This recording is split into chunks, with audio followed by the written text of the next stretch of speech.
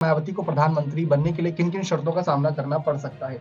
तो फिलहाल सबसे बड़ी अगर हम शर्त की बात करें तो सबसे बड़ी शर्त यही है कि मायावती अगर अकेले भी चुनाव लड़ रही हैं तो कम से कम नहीं तो कम से कम उनको अगर देखा जाए जिस तरीके से उनको यहाँ पर आगे की रणनीति के तहत दो अलग अलग धड़ भले ही बढ़ते नजर आ रहे उत्तर प्रदेश में कि इंडिया अलायंस एनडीए अलायंस कम से कम उनको 40-45 सीट अकेले दम से बसपा को निकाल ली होंगी। इससे कम में बात नहीं बनने वाली, क्योंकि बिहार, हरियाणा, छत्तीसगढ़, दिल्ली इन सब में भी अपने प्रत्याशी भले ही उतारे, वहां पर Bahujan Samaj party number 3 number 4 की पार्टी बनकर रह जाती है।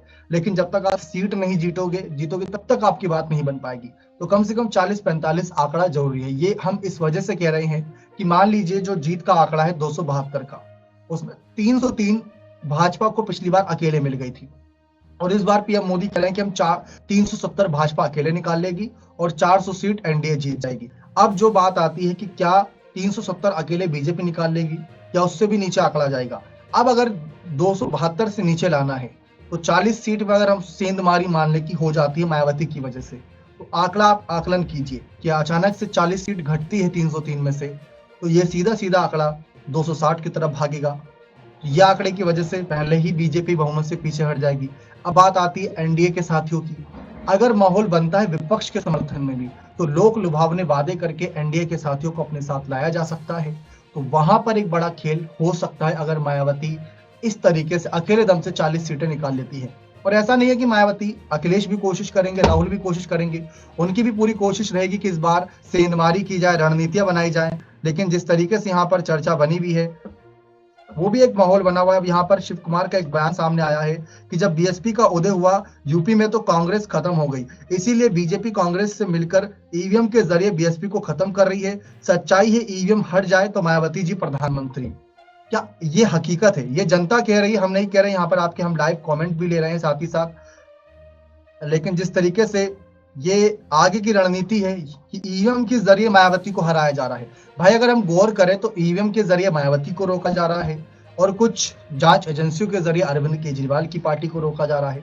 जिस तरीके से मायावती की पार्टी तेजी से तरक्की कर रही थी साल 2012 तक अगर आप देखें तो कितनी तेजी से आगे बढ़, अकेले दम से उत्तर प्रदेश में बहुमत से सरकार बनाना क्या छोटी बात है। एक सशक्त महिला नेता जो आगे बढ़ी, अपने दम से गरीबी कैसे देखी, फिर उसके बाद हक दिलाने के लिए आगे आई।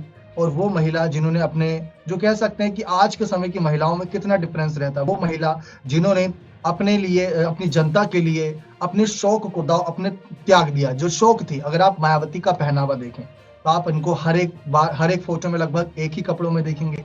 मायावती की अगर बालों की ओर गौर करें तो क्या महिलाओं के बाल ऐसे होते हैं? बिल्कुल नहीं होते।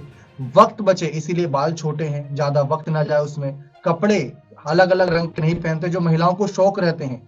सजना संवरना तो उनका शौक रहता है, लेकिन मायावती ने उसका भी त्याग करा। मायावती ने शादी नहीं करी। तो कितना त्याग करने के बाद मायावती आज इस मुकाम पर हैं कि उनकी पार्टी भले ही गिर रही हो, लेकिन मायावती के प्रति विपक्ष और पक्ष दोनों के ही मन में सम्मान है। ये मायावती ने अपने 20-25 साल के राजनीतिक जीवन में कमाया है। लेकिन आकाश आनंद का क्या माहौल बनना है कि उनको पहले ही वाई कैटेगरी की सुरक्षा दे दी गई। वाई कैटेगरी की सुरक्षा मिलने के बाद अब जनता को वो दूर से ही हाई कर सकते हैं, दूर से ही हाथ दिखाकर कहीं ना कहीं आश्वासन दे सकते हैं कि हम आपके साथ हैं। लेकिन मायावती हमेशा जनता के बीच रही।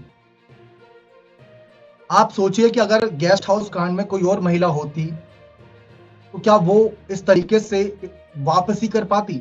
हौसला टूट जाता। उस कॉन्फिडेंस की वजह से वह महिला शायद वापस राजनीति की ओर नहीं देखती। लेकिन ये मायावती थी, इसी वजह से आज मायावती को पीएम कैंडिडेट के रूप में देखा जाता है। लेकिन विपक्ष इनकी बात नहीं सुनता, ज्यादा नहीं मानता, या फिर कह सकते हैं कि विपक्ष तवज्जो देता है वो भी सिर्फ इसलिए क्योंकि मायावती भले ही हार रही हो, लेकिन इनका वोट बैंक आज भी इनके साथ मुस्तैदी के साथ बना हुआ है। भले ही विधानसभा चुनाव में वोट बैंक गया हो, लेकिन वोट बैंक तेजी से रिकवर कर रहा है। तो हर बदलते माहौल के साथ रणनीतियां भी बदल रही हैं। लेकिन हाँ, कोशिश यही रही कि जिस तरीके से माहौल एक विपक्ष बना रहा है उसमें ये उनकी रणनीति कह सकते हैं, एजेंडा कह सकते हैं कि मायावती को बीजेपी की बी टीम दिखा के उनके दलित वोटर्स को अपने साथ ले लिया जाए। मायावती के मुद्दे भी सेम है कि मायावती भी चाहती है जाति आधारित जनगणना होनी चाहिए। मायावती भी चाहती हैं कि युवाओं को रोजगार मिलना चाहिए। मायावती भी चाहती हैं कि भ्रष्टाचार खत्म होना चाहिए। मायावती भी चाहती है कि बिजली पानी जैसी जो बेसिक सुविधाएं वो जनता को तो मिलनी ही चाहिए, उसमें कोई कंजूसी नहीं होनी चाहिए।